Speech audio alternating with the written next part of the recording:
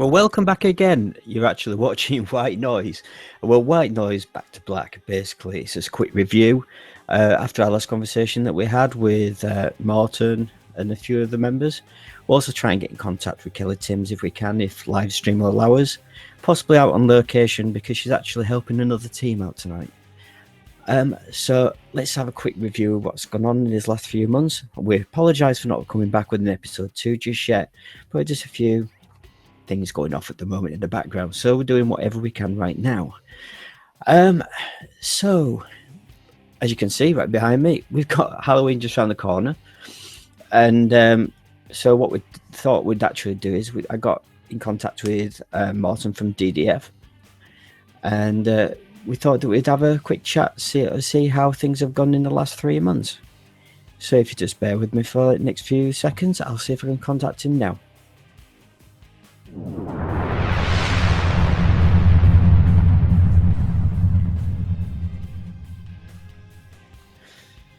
Right, we finally got connection sorted between us. We've had a few issues since YouTube has decided to buy out the Hangouts broadcasting system. Okay, the two guys in front of you, would you like to introduce yourself? I'm Morton. I'm Hicks. Hello. And we're from DDF Ghost Hunting. I'm going to say it's been about 3 months since I last spoke to you, Martin, but it's the first time speaking to Hicks, so unfortunately on your side you're having camera issues, so you can't see me, which is a good thing for you. But for the rest of the world, they have to be worried. So guys, what have you been actually doing for this last 3 months? So I've been here in Germany, and we've been filming a documentary called Haunted Berlin, which is we go to locations that are reported to be haunted, and we're seeing what we can find there, spiritual-wise, any activity. If we find anything, we're trying to debunk it, and if we can't debunk it, then we might have found stuff. So that's pretty much what the documentary is about. So far, we're planning on having 3 places for... 4 locations. 4 locations. But we go to these locations over and over again. So it's not just doing a 6-hour lockdown. We're going to these places over and over again to get the proper footage. So initially then what you're trying to do is, instead of going out and trying to compress everything to a few hours, you're actually going back to locations and seeing if those things actually happen again, and then you can prove something may be happening. Exactly. Yep. Exactly. So can you give us a couple of ideas on the locations that you've gone to so far? Okay. So far we've done Lunar Lager Labor Camp, which was a Nazi labor camp, 1945. June 1940 to April 1945. Yeah. We have a war bunker. We call it the war bunker. It's technically called like a pillbox or a gunner shack. That Morton's been there before, and he's got some pretty strange phenomenon happening, and that happened to him. So we've been going there. We also have another place that we're going to. We call it the police school because that's what it most recently was. It's a big abandoned military base, and it used to be an old Soviet military base of some kind. And so basically, going from all aspects, then you're actually not just going for like just one place which is next door to each other. You actually travel to these locations, and basically, like last time I spoke to Martin, you've been doing a lot of alterations to your own equipment.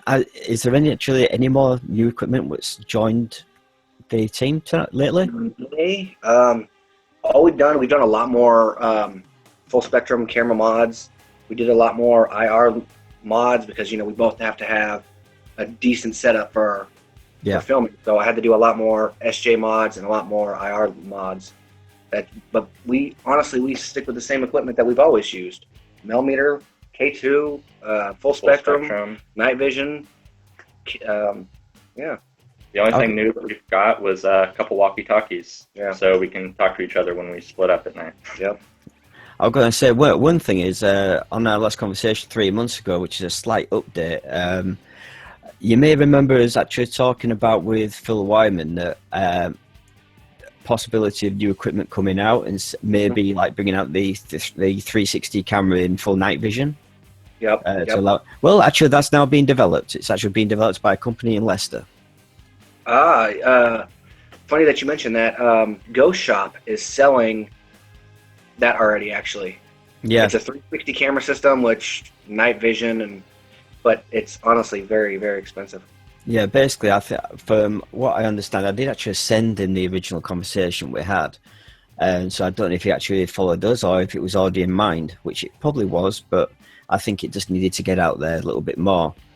Um, but that would be quite interesting to actually see what it actually looks like. I haven't seen no visual footage yet, but I just know that it is now out there. Yeah, it would be honestly, it would be pretty good for being a stationary camera to film like everything in the entire room. That would actually be pretty damn cool. But I mean, from the one that's in Ghost Shop, it's very expensive. Very expensive. I mean, the setup, you can put SJs or GoPros on it, and it has little IR lights built into it, but it's way too expensive. Well, it's Way. like, as you know yourself, it's just basically because the fact is that everything comes out so expensive. Give it 6 months, give it a year, that'll drop down to probably a third of the price.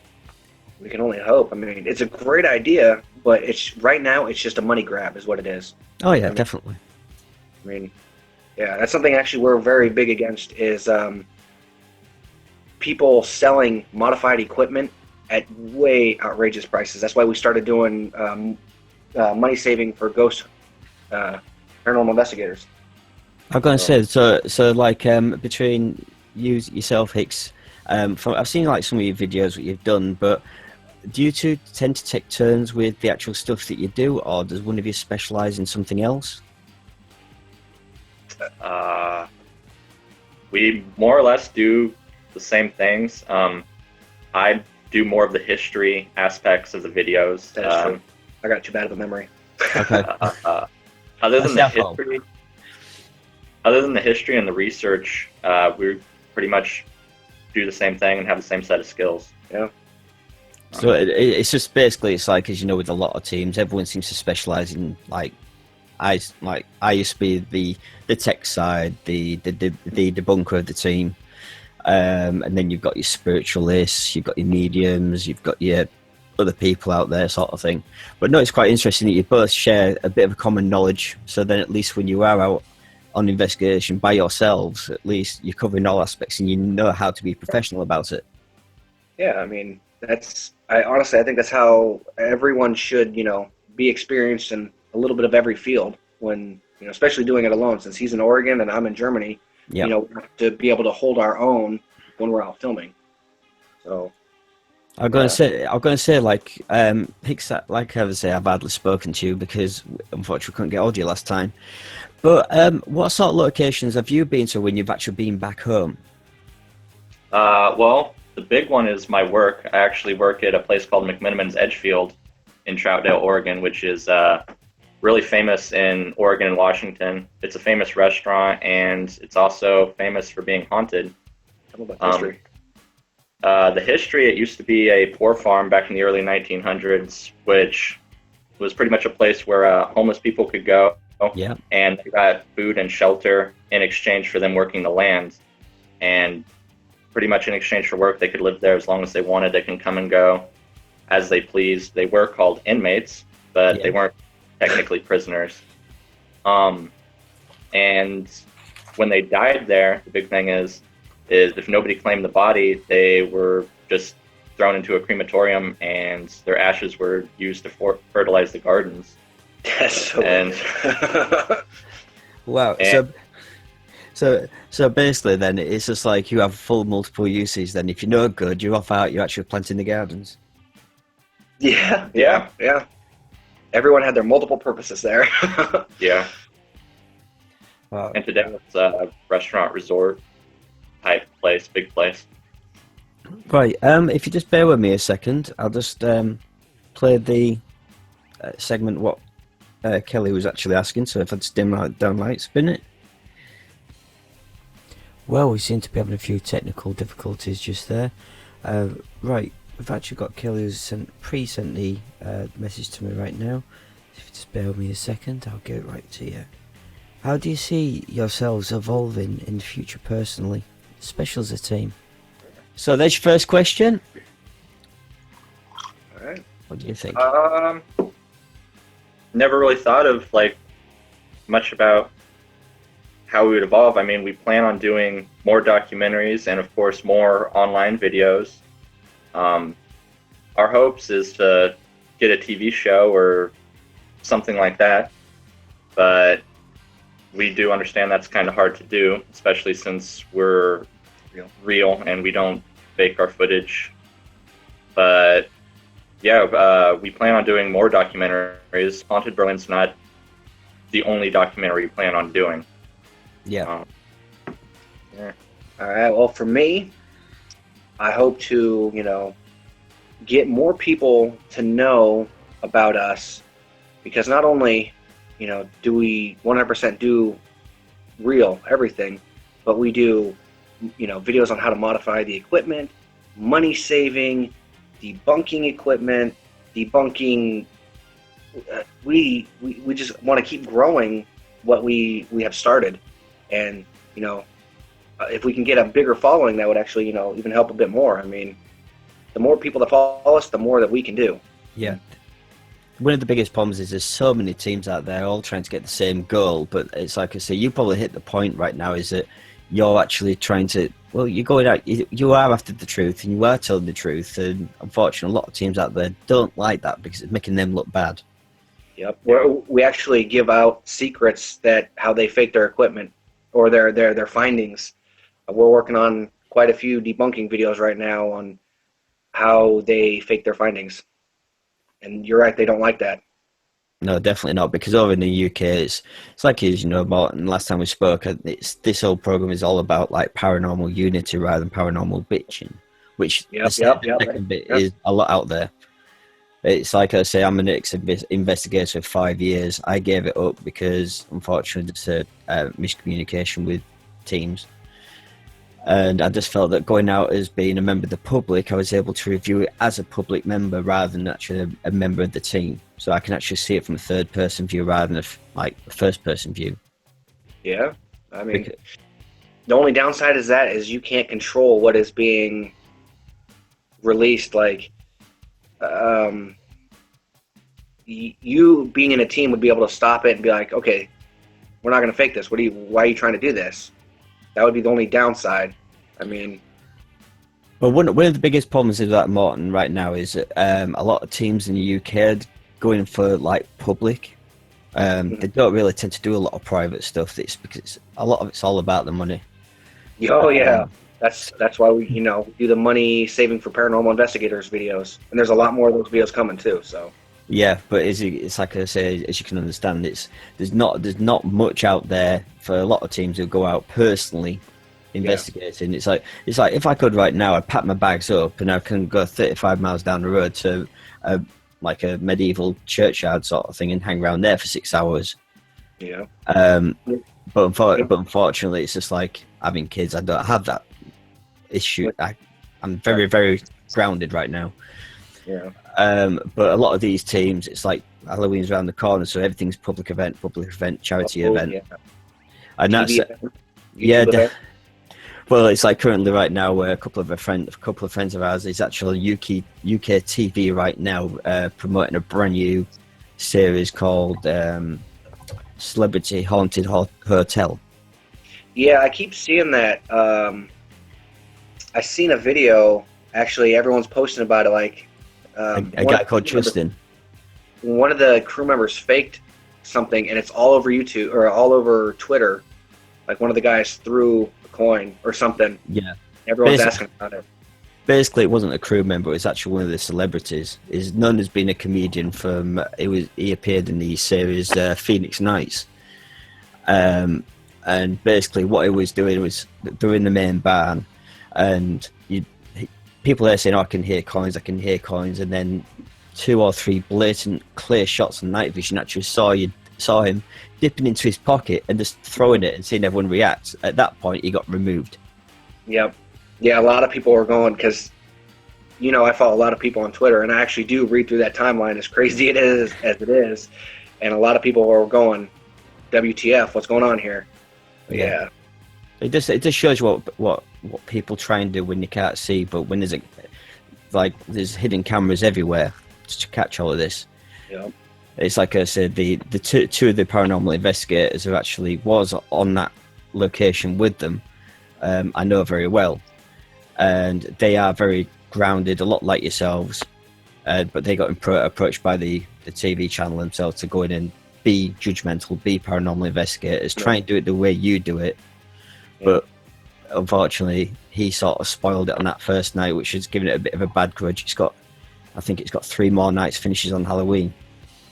But But it just shows you what people actually do when it's in the dark. It's anything to sort of get a bit of publicity in there. Yeah, that's very, very true. I mean, anything like, to make a buck, and it's like the negative side behind it. It gives paranormal investigators a bad name. On the good side of it, he trended 3rd in the UK on Twitter. Yeah. So it was all publicity. Yep.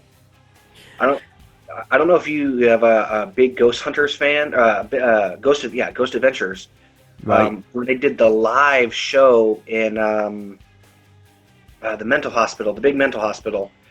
The guy was holding his K2 meter, his EMF detector, and he like swung it like this, and it flew down the hall, and everyone's like, Oh, yep. I remember "What's that going one. on here?" Yeah. But right, and this okay, let's just try and think of a question from me before we actually try and hand over to Kelly again. Right. Why is it so hard to try and think of a question when it was in your head? Oh, good. Take your time. I mean, after we're done here, we're actually going to go back to the police school and film again. Okay. So, yeah. So, I mean, honestly, take your time. I mean, we have all night to film. So, I've got to say, so I am actually taking a bit of your own time over then. it's all good, man. It's as long as you can edit it and make it look good, it's all that matters. Right. Last time. Okay, well, basically, it's like we've heard a lot about you. Is there any questions sort of come this way that I can either pass to Kelly, or I might be able to answer myself, or I can even ask a few people around? Well, honestly, for me, I want to know from you guys, the same question that I asked before is how much paranormal recorded activity do you think is fake? Like, I really like to know how much people think is actually real and what's fake. And I mean, well, from my point of view, I'd probably say at least 97-98% of all video footage is fake. that's a good number. Yeah, I like that. It's a good number. It's basically what I'll do is I'll send you a link to an old video that I did when I first started out, and unfortunately, it's a question that I can't answer whatsoever. I've gone through it time and time again. Basically, I'll set the scene to you. We was in a theatre in Kenilworth, and basically you've got the main stage, but we decided to sit down one gentleman on the stage by himself with a clearance of about 10 foot, nothing around him. His hands were on his legs, so basically he can't do anything. We knew where everything was, so he had no freedom of movement. Mm-hmm. And all of a sudden he just let out a high pitched scream, and this is coming from a big bustly guy. He just let out this big old scream, which then one of the lead investigators ran into the stage to find out what had gone.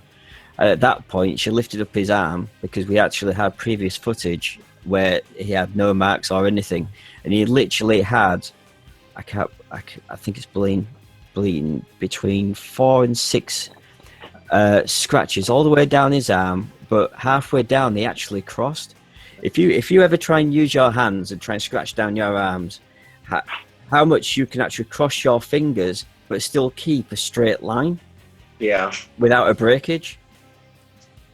Because you know yourself, if you try and drag down your arm, it's like I'll try and do it on the screen. It's like basically if you try and cross your arm, if you cross your fingers, one of your fingers will always lift up to counteract the other one.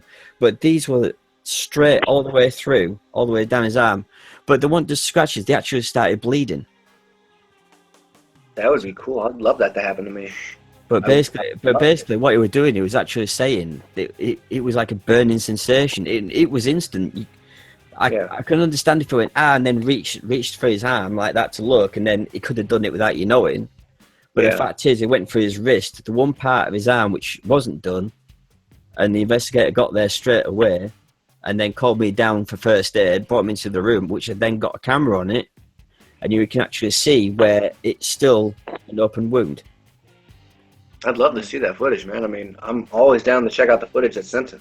I mean, Because it's like that place. It was strange. It was the theatre was actually built on top of an old monk abbey sort of thing, and half of it was actually built on top of a cemetery. So they had to shift a load of bodies, but underneath the stage there was a priest hole. So like if they decided to lose a bit of their faith, they actually was thrown down the hole for a few days, like no food or anything, and they were told that they had to pray till they get their faith back. to have a vision. Yeah. Kind of like a forced fasting. Yeah, and initially what had happened was there were reports of a few actually just losing their minds down there because they were down there for so long. I could imagine. But also there's a pet cemetery in the front of the actual theatre as well. You can actually see all the gravestones, all the pets. I'd love that. I'd love to go there. That sounds awesome. It's only like 15 minutes down the road from where I live. Oh, that's awesome. That's like the police school and the war bunker from us. It's like, what, 20 minutes to the war bunker? And like 30 to the police school. For walking. Yeah. Unfortunately, mine's by car, but no, it's just having stuff so close. It just shows you what there is actually around you. But no, that's like one piece of evidence that I can't explain whatsoever. And then there was a second one, which was, as you know yourself, people say orbs, pieces of dust. We spoke about this last time. I absolutely detest it when people get their mobile phones out and they've got their lamps on. And they're filming. It just supercharges all the dust in the air and attracts it to them. But no, it was just basically first proper investigation as a public event. Went to the Falstaff in Stratford-on-Avon, which is very, very well known in the paranormal side in the UK. And was upstairs, and well, you were very aware of like the plague and stuff like that, and the medieval like mask looked like an animal, what they wore, and basically I had my camera set on there, and there were literally a few of us in that room, all keeping quiet. But then all of a sudden, this light anomaly decided to form from behind the actual costume, which was originally used. Then it sort of came out, swerved, went past the camera, but another member of the team said, "Did you hear some sort of growl?" At the same time, like no one else could see this orb apart from me because it was coming through on the camera, and they're like at the other side of the room. I'd understand if they saw me react, but I didn't. And they said I can hear a growl. Luckily, a member of the public is a DJ, so he took the footage and he did all his sound system and stuff like that. And he actually says there was a voice as the thing passed, and it got louder as it passed, mentioning the word doctor. When we actually did a history thing on it, it turns out that it used to be an hospital in the wartime, and a doctor went mad and started killing patients. Oh, that's wicked. Wow. So it's like two that I just can't explain. I can't say they're paranormal. I can't say they're not. And that's why I leave it to viewers to give their own. Yeah. But I'll send you those two. Yeah, definitely. We're down to check out the footage. I mean, yeah, I'd love to see that. Best thing to do is if you get a good set of headphones on your like you yank it right up. And then see what you're getting. Yeah, I mean, at the police school, we got an EVP twice, which none of us heard. Yeah, and it was actually on my handheld camcorder. It wasn't on the digital recorder, and it said Franken or E Franken. And a lot of the times when we have the millimeter set up on this bed, because there's a bed in this it's underground bunker, and there's only a bed in there, and we'll set the mel up. And a lot of the times when we say Franken or was ist Franken, which is what is Franken, the mel will alarm or beep or the temperature will change. And it's but we can't get any more EVPs there, and I don't understand it. I mean, well, if you get a chance, I did contact you early on to see if you've got anything to maybe put on this. If you can clip me that and just clip me your reactions on that night, I'll then whack it on this. Basically, He's a editor, so okay. yeah. But we've got a lot of stuff. So basically, Hicks, you do all the hard work then. I do a Yes, lot you of do. editing. Yeah. Yeah. Yeah. Yeah, especially this month. He's been doing a lot of editing because I've been working at my job as well. So Hours, and gigs and gigs.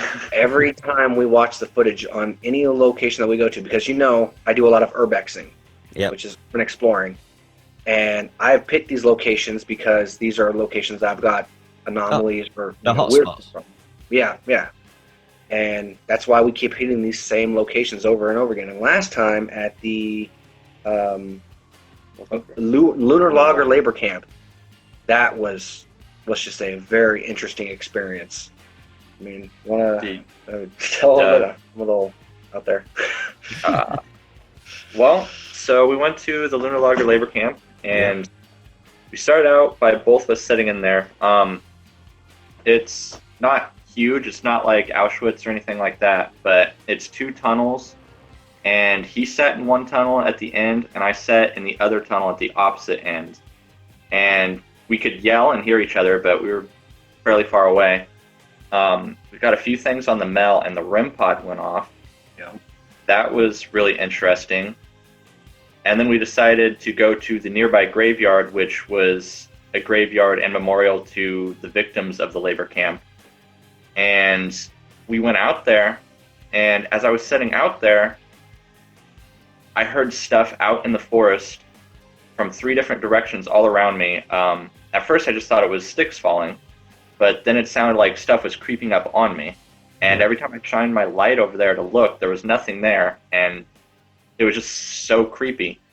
I was thinking about when I come into the bunker, I went to the cemetery, right? Yeah. I went to the cemetery at one point, and he was in the bunker by himself.